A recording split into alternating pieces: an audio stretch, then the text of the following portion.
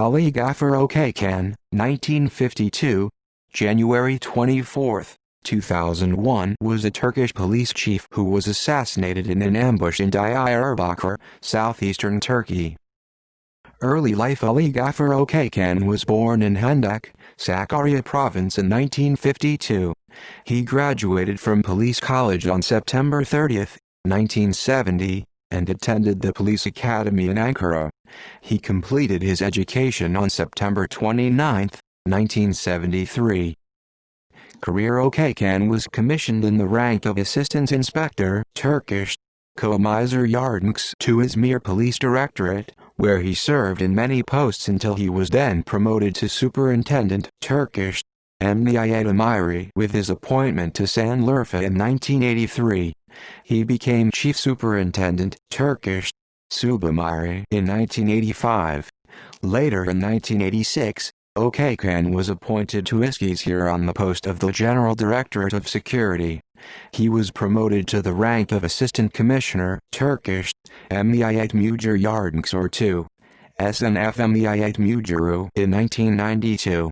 On December 6, 1993, Okkan finally became Commissioner Turkish, 1, SNF Emniyet Müdürü, the second highest position in the hierarchy of the police organization in Turkey, and took office as police chief in Kars province, eastern Turkey. Gaffar Okkan's next assignment as police chief was to Diyarbakır, where there had been a prolonged insurgency by the Kurdistan Workers' Party, PKK, and Kurdish Hizbullah, and which had seen considerable emigration.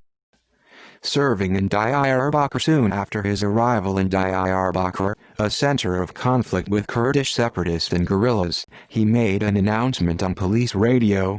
From 3310 Okkan's badge number to HQ. Since 2 days, I have been on inspection in the city, and I realized that my colleagues have no sense of duty. This is my first and last warning. This announcement was a sign of what he was not, the sort of his predecessor police chiefs. One of his first official activities before assuming office was to unblock the street in front of the police headquarters, which was barred to civilians for security reasons.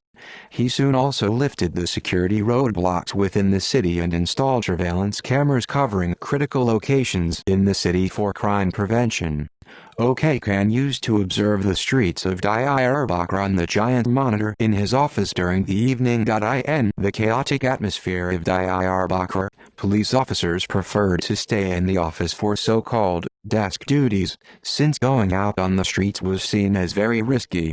Okkan sent all police officers, male and female, out on the streets, asking them, "What are we afraid of?" He instructed his subordinates to treat the town's citizens with kindness and affection. Social activities. The policewomen in Diyarbakır went for the first time with his order in public, and controlled traffic in the city. He deployed 2 patrolling police cars, each occupied with 2 female officers. The one was tasked to pick up runaway children or to search for lost children, and to deliver them to their parents. The other team helped out the walking handicapped elderly. Policewomen at the Diyarbakır airport used to undertake the boarding operations for the elderly, and to escort them to the exit gate. Okkan induced the airport authority to purchase wheelchairs and to put them in service. At the time, the citizens of Diyarbakır were not accustomed to meet uniformed officers in the streets. They deemed the police consisted of anti-riot vehicles and batons. However, the new police chief was determined to show the good side of the police. This behavior astonished the people much. The citizens, who almost did not encounter the former police chiefs, met Okkan frequently. They liked him more and more when they got to know him. In a very short time, Okkan managed to create confidence, and made the people believe in his objectives. His motto was, "We are for the people." I was ordered to protect life, possessions and honor of the citizens. Here, I came for that.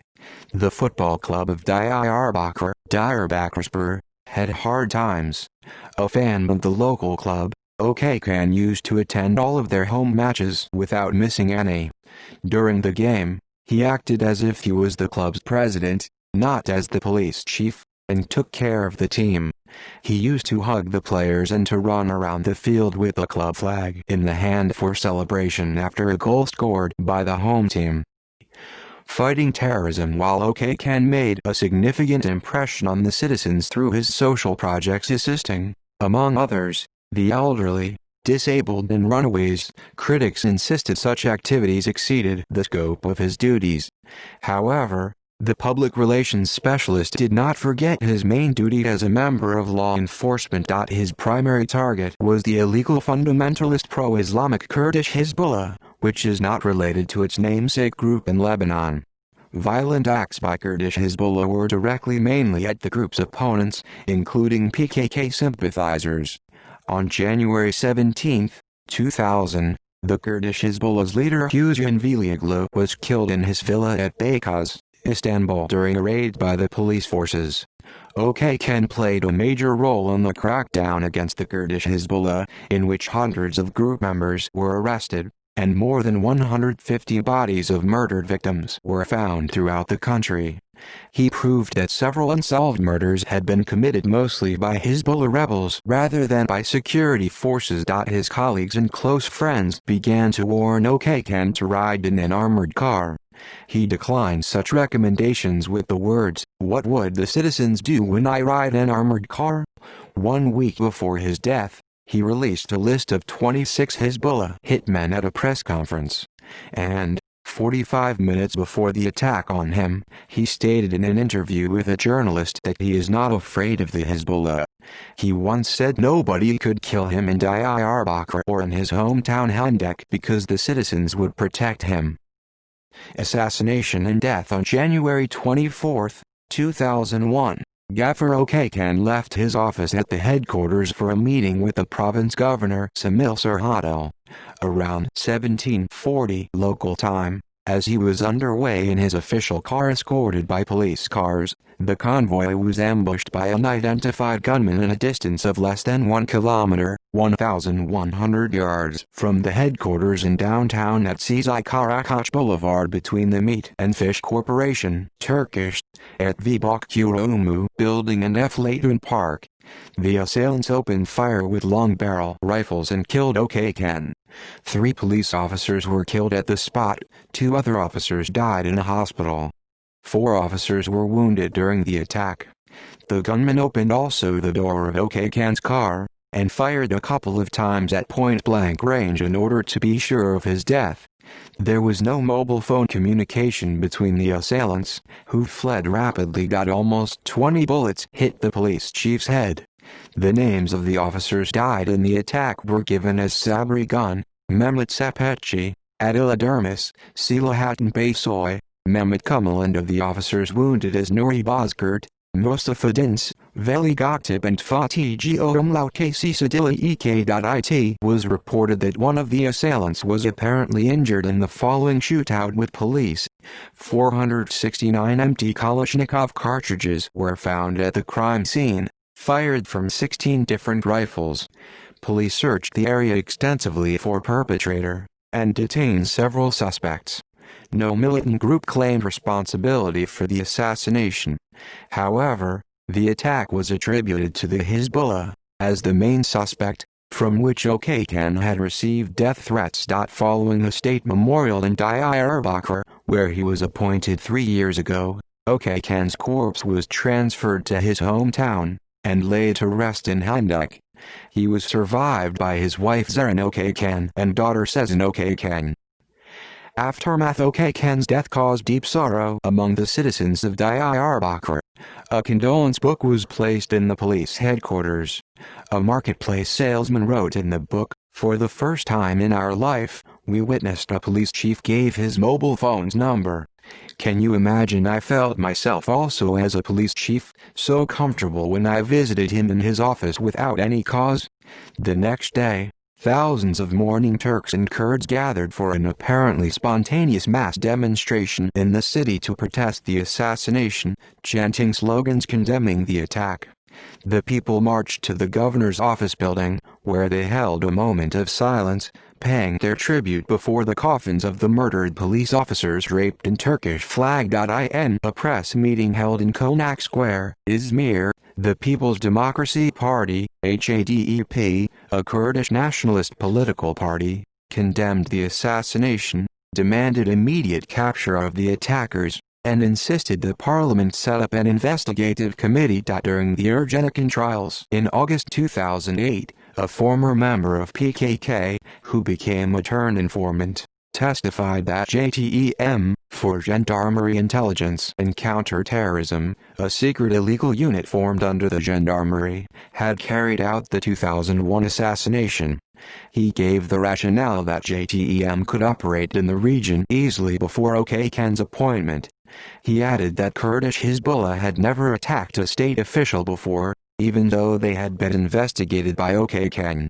In 2011, a police officer, who was wounded in the 2001 attack as one of Okkan's guards, also suspected JTEM of staging the assassination. The investigation culminated with the apprehension of two suspects who were later tried before Diyarbakir's Fifth High Criminal Court and, in 2010, found guilty of involvement in the assassination.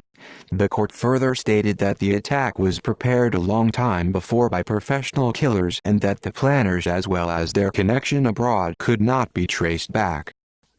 Legacy. Following the assassination, many families in Diyarbakir named their newborn sons Ali Gaffar or Gaffar Okkan, after their city's much-beloved public figure. In 2011, 101 namesake boys from Diyarbakir visited Okkan's grave in Hendek to pay respect to him in a memorial ceremony in presence of Okkan's wife and daughter on the 10th anniversary of his death as part of a project called Journey of Hearts. Martyr Ali Gaffar Okkan, a story of brotherhood. Educational institutions named after him across the country are primary schools in Urager, Adana, Odunpazar, Iskaysur, and Hendek, Sakarya, a high school in Yenishehir, Diyarbakir, and a police college also in Diyarbakir.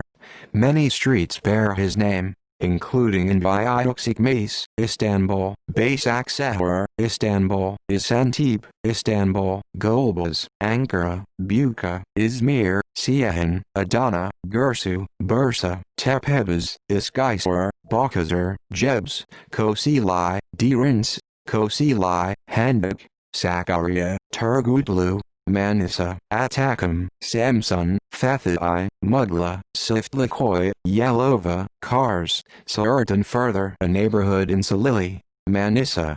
Public parks with his name are found in Kukaksikmes, Istanbul, and Kartal, Istanbul. A police station in Odunpazar, Eskişehir, and a sports complex in Kars are named also in his honor. See also List of unsolved murders. References